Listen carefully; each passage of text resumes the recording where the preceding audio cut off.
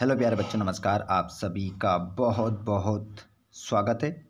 यहाँ पर आप लोग जो देख रहे हैं इस क्लास को, इस लाइव क्लास में आप लोगों की प्री बोर्ड परीक्षा 2024-25 के लिए कक्षा 10वीं विषय हिंदी का सेट डी का पूरा सॉल्यूशन आपको मिलने वाला है, जिसके लिए आपको समय 3 घंटे और पूर्णांक 75 आपको मिलेंगे।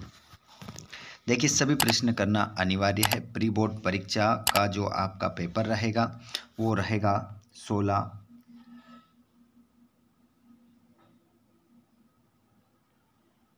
जनवरी को। 16 जनवरी को आपका पेपर रहेगा। तो सॉरी, सत्य-फत्य का चयन करना है। सबसे पहले क्वेश्चन नंबर पहले क्वेश्चन में आपको सत्य-फत्य का चयन करना है। मैं क्यों लिखता हूँ अज्ञे की रचना है। तो ये जो पाठ लिखने वाला है, मैं क्यों लिखता हूँ, इस पाठ को लिखने वाले अज्ञे जी है। तो बिल्कुल ये बात आपकी सत्य हो जाएगी। सत्य आंसर होगा आपका सत्य। क्वेश्चन नंबर आप अगला देखेंगे। फागुन सांस लेता है तो हर घर को सुगंध से भर देता है। तो इसका आंसर आपका हो जाएगा, फागुन सांस लेता है तो हर घर को सुगंध से भर देता है। तो इसका आंसर भी आपका सत्य हो जाएगा।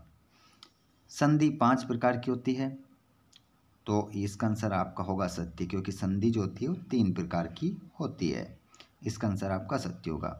नाटक में अनेक अंक होते हैं, तो इसका आंसर आपका होगा सत्य। नाटक में अनेक अंक होते हैं, सत्य। छंद 3 प्रकार के होते हैं, तो छंद 3 प्रकार के नहीं होते हैं। इसका आंसर आप असत्य लगाएंगे। अगले प्रश्न को आप देखिए। संचारी भाव 33 प्रकार के होते हैं, तो इसका आंसर भी क्या हो जाएगा, सत्य हो जाएगा।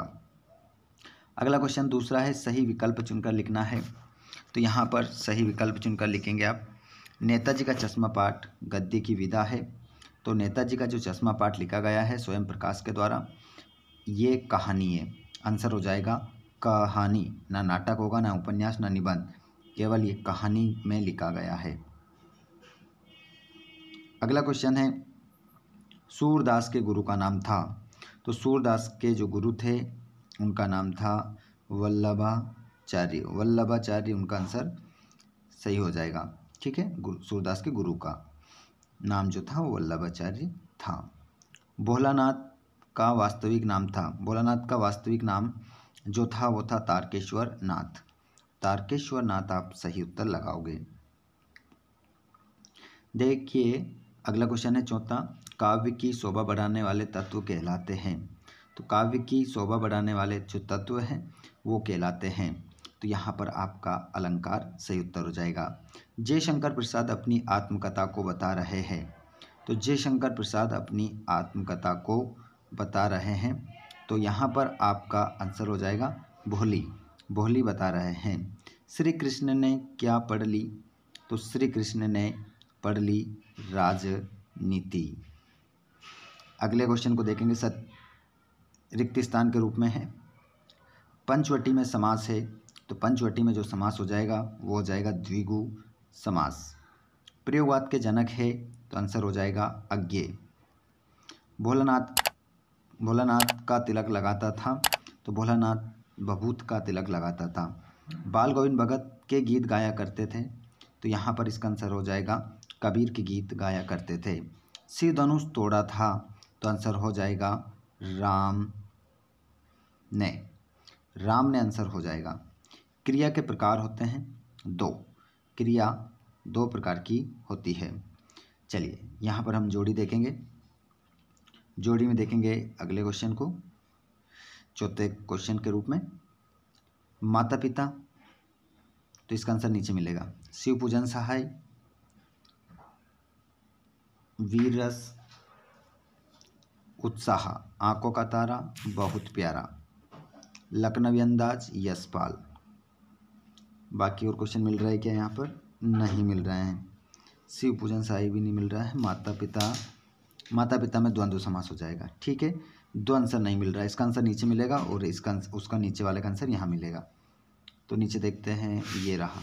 छायावाद के प्रवर्तक तो जयशंकर प्रसाद हो जाएगा। ठीक है, और माता कंचल शिवपूजन सहाय आपका आंसर हो जाएगा, जोड़ी मिल जाएगी। एकांकी में कितने अंक होते हैं? तो आंसर हो जाएगा 1। अर्थ के आधार पर वाक्य के भेद होते हैं, आंसर होगा 8। सुभाष की मूर्ति बनाने वाले मूर्तिकार का नाम था मोतीलाल। मोतीलाल आपका सही आंसर हो जाएगा इसमें। तीसरे वाले में आप लिखेंगे मोतीलाल आपका उत्तर हो जाएगा। परशुराम के पिता का नाम था, तो उनके पिता का नाम था जमदग्नि आपका आंसर रहेगा। अणुबम कहाँ गिराया गया था? तो देखिए यहाँ पर आंसर हो जाएगा हिरोशिमा पर अणुबम गिराया गया था। राम के द्वारा पुस्तक पढ़ी गई कैसा वाच्य है? तो यहाँ पर हो जाएगा कर्मवाच्य आपका आंसर हो जाएगा। अगले क्वेश्चन को देखेंगे। छायावाद की 2 विशेषताएं लिखिए। छायावाद की 2 विशेषताएं लिखना है, तो यहाँ पर इसका आंसर आप देखेंगे। देखिए, प्रकृति का क्या किया गया? मानवीकरण और व्यक्तित्व की प्रधानता, है ना।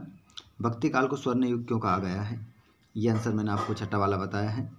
वेरी वेरी इंपॉर्टेंट है आपकी परीक्षा की दृष्टि से, तो आप वीडियो को लास्ट तक देखें और अपने सभी दोस्तों को शेयर करें। चलिए क्वेश्चन नंबर अगला देख लेंगे। कवि जयशंकर प्रसाद अपनी आत्मकथा लिखने से क्यों बचना चाहते थे?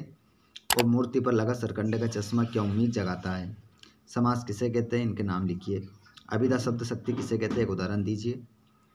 ये सभी वेरी वेरी इंपॉर्टेंट क्वेश्चन हैं और आप देख लीजिए इनको। अगर आप बोलेंगे, क्योंकि ये लगभग प्रश्न सभी मैंने आपको करवा दिए हैं, और अगर आप सभी कहते हैं कि हमें तो इन सभी प्रश्नों के आंसर भी चाहिए, तो मैं आपको 6 से लेकर 23 तक एक अलग से वीडियो बना दूंगा, जिसमें आपको पूरा पेपर का हल मिल जाएगा। ठीक है, ये सभी क्वेश्चन देख लीजिए। पूरा क्वेश्चन पेपर है आपका 1 से लेके तो 23 तक। अगर अच्छे मार्क्स प्राप्त करना है तो इस वीडियो को लास्ट तक देखिएगा। और जितने भी दोस्त हमारे लाइव क्लास में जुड़ रहे हैं, आप सभी इसी प्रकार अपने इस चैनल से तैयारी करते रहें और अच्छे अंक से पास होते रहें। ठीक है स्टूडेंट्स, तो ये आप लोगों के लिए वेरी इम्पोर्टेंट होने वाला है, तो आप सभी अपने सभी भाई बहनों को शेयर कर दो और टेलीग्राम को ज्वाइन कर लो, जिस पर आपको PDF मिल जाएगा, और चैनल को सब्सक्राइब करके रखो ताकि आने वाले वीडियो का नोटिफिकेशन आपको मिल जाएगा। धन्यवाद। Thanks for watching. जय हिंद।